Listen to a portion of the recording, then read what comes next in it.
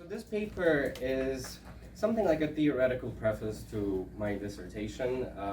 It shares a lot with the first chapter of my dissertation. It's more of my theoretical work. And it started in 2021 when the President of European Council, Charles Michel, gave a speech commemorating the anniversary of Greece, the accession of Greece to the European communities. And what I noticed in that speech is that he uses Europe and European Union interchangeably, as if there are no distinction between the two terms. And in turn, he associates Europe and what it means to be European with democracy, saying that Europe was born in Greece because democracy was born in Greece. This, however, as I will later show, is not a very accurate claim historically, and to speak of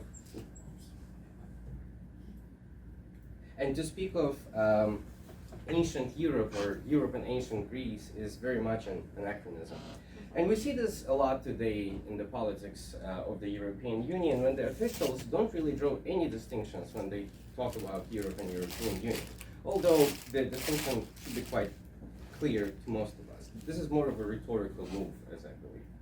But what's interesting is that this is not unique to the current discourse, to the kind of post-Maastricht discourse, when European project expands through most of the continent and kind of claim to Europe may potentially make more sense. However, even the Europe of the Six, in its original form under the coal and steel community, already made these claims. At the inaugural speech introducing the High Authority, the first president of the High Authority also used Europe and his project, so to say, interchangeably, saying that there can be no further delay in building of Europe. So this convergence of Europe and the European integration project, I don't want to say EU because I want to include organizations that preceded it.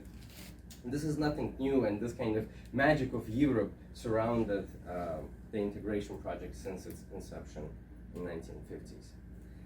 But the puzzle here is that, of course, the implications of associating an organization that includes 6 European countries with Europe and associating an organization that includes 27 carries potentially different implications. So the question that I want to ask is, how has the motivation to equate the European integration project and Europe changed with the development and enlargement of the Union? And how does this claim, the claim that the EU makes today to represent Europe, differs from how this claim was made when the Union was much smaller? And I think this carries important implications. First of all, conceptual is that the EU is a single entity, but there are many Europes and there are many understandings of what Europe is, and potentially if you raise the question of what is Europe in different regions of the continent, you'll get different answers. Or problematic historical implications, because this idea leads to a teleological interpretation of the integration project, trying to present the EU as something, through meta-historical narratives, that it manifests something that was in the making for centuries. Right? For example, there's this idea that this is a manifestation of the Kantian peace ideal, or Rousseau's idea of federation. So it goes back to centuries. However, this establishes false continuities, as for example, this idea that democracy is born in Greece and continues to persist through history as this intrinsically European value. And then lastly, and most importantly, and this is what my dissertation deals with, is that this change in relative prioritization, it leads to a change of relative prioritization of ideological goals and kind of runs the risk of overlooking the continuous role of strategic and pragmatic considerations in the success of the European integration. So this is where I'm looking to make a contribution and discuss that the problematic implications of this convergence potentially get only exacerbated as the integration project develops, because the idea remains narrow, but the project itself becomes bigger, and this is where we run into what I kind of metaphorically call goodness of fit test, right? Is that there is an idea and it works initially, but as the project expands, this umbrella can no longer cover all of the countries. And I'm thus interested in comparing the motivation behind and the implications of the claim to represent Europe by the EU and compare that to earlier organizations that preceded it. And my hypothesis here is that while the purpose of the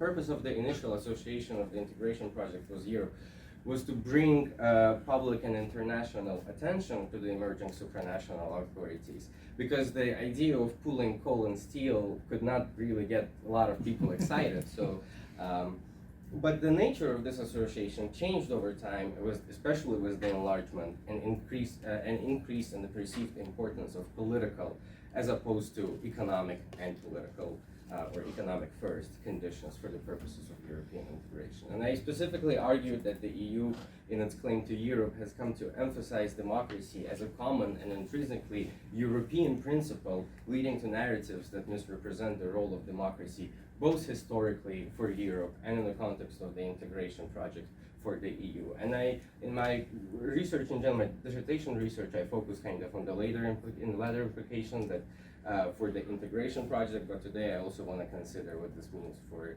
Europe and how we understand European history. And so the research design, what I've done in this paper is I focused on speeches within 2 years of the introduction of major treaties. And I specifically focused so far on the speeches of presidents of European Commission, Monet as president of High Authority. And my plan is, of course, to expand the scope and include more speeches and include more officials into this, but so far I'm focusing on this. I looked at things like inaugural speeches, and on average, there was 6 to 8 speeches for each time period. That, as I'll show later, it differs for individuals. And then my time frame is 1952 to 1993, because I kind of want to conclude at Maastricht, because I think after Maastricht, and especially with Copenhagen criteria, this idea of Europe equals democracy gets consolidated, and it only grows with time. But for now, I'm limiting myself to 93. And then the historical analysis, where I consider how the motivation to claim Europe changed over time. So I compared statements that from these speeches, kind of tried to express similar ideas. And lastly, I discussed the implications and demonstrating why this claim is problematic and results in inaccurate narratives. I'm not going to spend too much time here. I assume most people here know these treaties, but these are the treaties that I focused on, and also considering what's happening during this time is the enlargement. And I particularly argue that the salience of democracy and the salience of democratic conditions increases with the accession of Spain and Portugal, because before, kind of the idea that these states are democratic and they share similar political principles is taken more or less for granted, but the kind of history of Spain and Portugal challenges this and brings much greater salience to political conditions. And so in my speech analysis, there were around 10,000 or 12,000 words that words of text that I looked through, and obviously I'm not gonna overwhelm you with that. But the general idea is that from the very beginning with the coal and steel community and up to Maastricht Treaty, economy is always represented as a priority. However, political conditions and kind of ideological considerations grow in their importance. And as they grow in their importance, this convergence of Europe and European integration project becomes very closely intertwined. And for example, if we know the history of Maastricht and what Maastricht means, but this expression that Maastricht, because of the European integration project and its kind of symbolic symbolic power, is now inextricably tied to the future of the European ideal. So the transition that happens, the pattern that I see in the speeches is that there is a gradual politicization of the integration project. There is a gradual politicization of the idea of Europe. And if initially economy is a priority and we have kind of rhetoric that emphasizes democracy, the rule of law, and human rights to accommodate that. With time, it takes precedent over economic considerations in rhetoric, right? In practice, that doesn't really change much, but rhetoric changes, and the relative prioritization of democracy vis-a-vis economy and more kind of strategic considerations increases. And eventually, we come to define what Europe is through political conditions. For example, the accession criteria, it's not that the political conditions didn't matter for the accession before the Copenhagen criteria, but they were very vague, and pretty much all they stated is the compliance with the principles of European communities, and they always emphasized economic capacity, institutional. However, if you've ever read Copenhagen criteria, they're pretty elaborate, and that's a very big shift. It goes from literally one paragraph to an elaborate document about the accession criteria. The idea is also that Monet, for example, when he's using coal and steel community and Europe interchangeably, so to say, saying that with the coal and steel community, Europe is born again. At the same time, he emphasizes common history and common kind of economic ties, but not necessarily ideals. And I will discuss in a little bit why I think that is. So I kind of just searched for dimensions of democracy. I do the same thing for other key terms such as the rule of law, human rights, and so on. But as we can see, there's asymmetry here because I'm focusing on the speeches around major treaties. So the years considered for Delors and Hallstein are significantly more than with Monet. However, even the difference between Hallstein and Delors is significant. What is necessary to note here is that this is not how much they mention democracy in general, because I did not consider interviews, I did not consider some of the other kind of public statements, but mostly speeches that introduce treaties. And in the speeches, this is how much democracy gets mentioned. So the salience of democracy increases over time. And any guesses how many times the Declaration on European Identity from 1973 mentions democracy? Only once.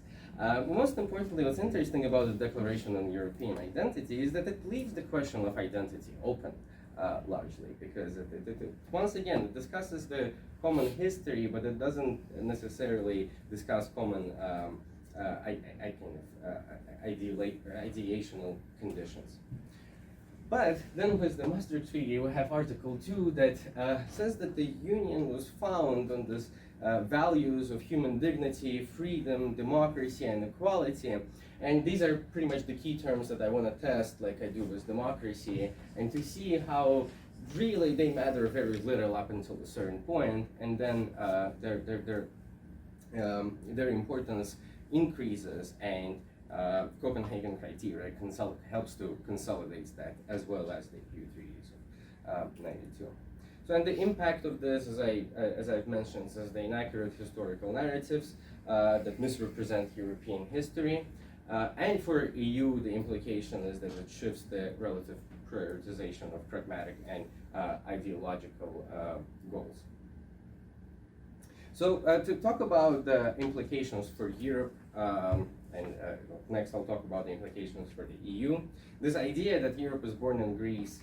Well, first of all, in ancient Greece, Europe only exists as a geographical distinction, and if we read someone like Herodotus, for example, he does mention Europe, but for him it's nothing more than a geographical area. But most importantly, the ancient Greeks did not understand themselves as Europeans. And Aristotle is someone who is very explicit about this when he's talking about different regions in the world, and obviously in a hierarchical way. He says that the Greeks, the Hellas, are the superior ones, while Asians are barbarians, and Europeans are somewhere in between. But he draws a clear distinction between Greeks and Europeans, and sees Greeks as superior to Europeans. Most importantly is the very fact that we have Greek political thought is largely a contribution of kind of extra European forces, or what we consider as non-European. And for example, the role of Muslim thinkers in preserving the legacy of Aristotle in the Middle Ages is very significant, because this is where kind of Europe is experiencing an intellectual decline, but on the other hand, we have what some people today call the Islamic Renaissance, and people like, for example, a philosopher Al-Farabi, who praises Aristotle and calls him the second teacher, first one being Muhammad. And they work hard on preserving this legacy, and for a long time, actually, translations of Aristotle and Plato are translated from Arabic and not Greek. And it's not until kind of later that the Greek, the original manuscripts are rediscovered. But also what's important is that Greek thinkers didn't really trust democracy. So Aristotle, for example, has 3 good regimes and 3 bad regimes, and I'll let you guess where democracy belongs. In the speech by Charles Michel that I mentioned, he also says that as a student he traveled to Greece and he bought a little statue of Socrates that reminds him of these European values and reminds him of democracy. But the funny thing is that Socrates was probably not a very democratic person, but most importantly, the way we have his legacy today is through Plato. And Plato blamed Athenian democracy for the death of Socrates and remained kind of very anti-democratic. There are these kind of esoteric interpretations of Plato that state that no, he's still all about democracy, but I doubt that, and I do think that he mistrusted it and criticizes it extensively. Also, kind of the historical inaccuracies that I see is that the idea that federalism is also this intrinsically European principle, and the whole history of modern Europe is this history of federal ideal of realizing itself. Michael Burkus has a book about it where he kind of tries to tie federalism today, like kind of the federal ideal of EU today, to federal ideals from modernity. However, European federalists like Coudenhove-Kalergi, for example, always looked at the American experiment and always thought that federalism was a good idea because it worked in America, and missing the distinctions between states and American states and nation states in Europe. And also this idea of Europe equals democracy draws this distinction, and this distinction especially is important kind of in Cold War, post-World War II era, is that we have democratic Europe and non-democratic other, right? Even if that non-democratic other is within Europe. So kind of communism and fascism in rhetoric once again become this external, become the other. However, needless to say, they're also European in their origins. And the implications for integration is that I think this overstates the importance of democracy, especially for the early stages of integration. This is not to say that democracy did not matter. However, the historical trajectory of democracy led to a mistrust by the founding fathers of the EU. And someone like Jean Monnet, of course, understood that democracy creates favorable conditions for peace, which was the main goal of integration, not letting France and Germany go to war again. But for Monnet, democracy wasn't a guarantee enough. And I'm going to jump ahead a little bit here. Because of its historical trajectory, and especially the interwar era, Monnet recognized that democracies don't go to war with each other, perhaps, while they're democracies, but they also have tendency to fail, stagnate, backslide, as we see today. So he understood the need for a more fundamental guarantee of peace, and that's why he emphasized economic ties and was quite explicit about the fact that it's the common economic ties that will guarantee peace first and foremost.